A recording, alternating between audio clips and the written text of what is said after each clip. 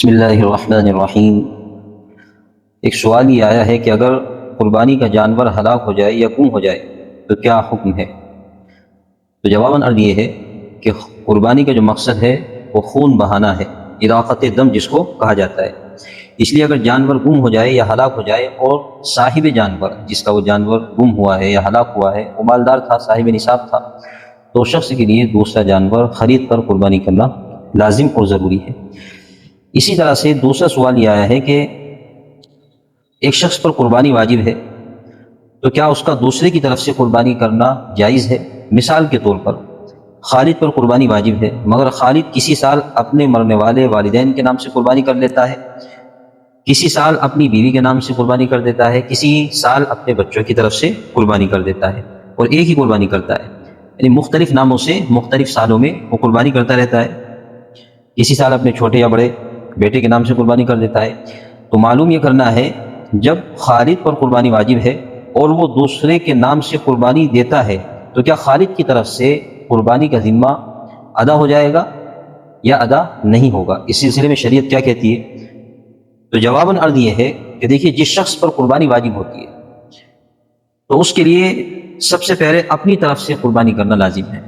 جیسے کہ آپ نے مثال میں سنا کہ خالد کے اوپر قربانی واجب ہے، تو خالد کے لیے ضروری ہے کہ وہ سب سے پہلے اپنی طرف سے قربانی ادا کرے۔ اس کے بعد اگر گنجائش ہو تو اپنے مرحوم والدین کی طرف سے، اپنے بیوی بچوں کی طرف سے، یا اسی طرح سے کسی اور کی طرف سے وہ قربانی کر سکتا ہے۔ لیکن سب سے پہلے جب قربانی اس کے ذمہ واجب ہے تو وہ اپنی طرف سے ہی قربانی کرے۔ لیکن اگر وہ ایسا نہیں کرتا تو اس کی قربانی ادا نہیں ہوگی، یعنی کہ اپنی طرف سے نہ کر کے اپنے والدین کی طرف سے کر لیتا ہے، یا بیوی کی طرف سے کرتا ہے، یا بچوں کی طرف سے کرتا ہے، تو وہ قربانی اس کے ذمے سے ادا نہیں ہوگی۔ اب اگر ایام قربانی گزر جاتے ہیں اور اس نے قربانی ادا نہیں کی تو وہ اس کی قیمت صدقہ کرے، ورنہ تو گنہگار ہوگا۔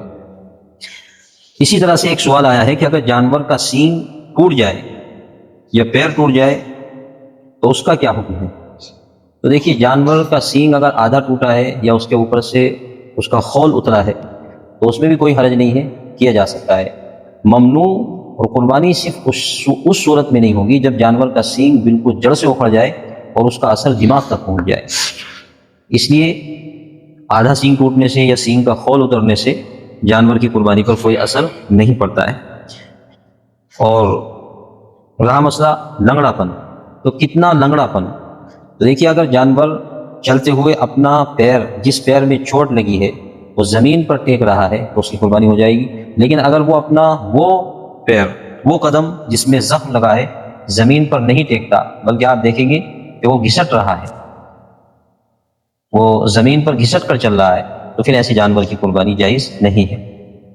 اسی طرح سے ایک سوال ہے کہ باپ بیٹے کا مال مشترک ہو تو قربانی کس پر واجب ہے؟ تو اگر بیٹا باپ کو قربانی جو مال ہے اس کو دیتا ہے جو کما کر کے، تو صرف باپ کی طرف سے قربانی کرنا ضروری ہوگا۔ اسی طرح سے ایک سوال یہ آیا ہے کہ حضور صلی اللہ علیہ وسلم کی طرف سے قربانی کرنا، کیا حضور علیہ السلام کی طرف سے بھی قربانی کی جا سکتی ہے؟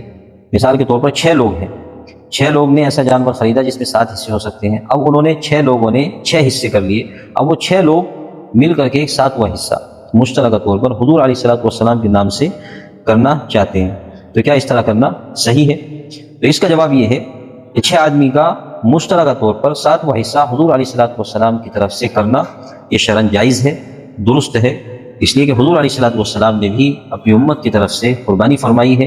لہذا جن لوگوں کے پاس گنجائش ہو تو وہ اس طرح اشارے ثواب کے لیے آپ علیہ السلام کی طرف سے بھی قربانی کر سکتے ہیں۔ اس میں قربانی کرنے والوں کو بھی ثواب ملتا ہے۔ اللہ تعالی ہم سب کو عمل کی توفیق عطا فرمائے۔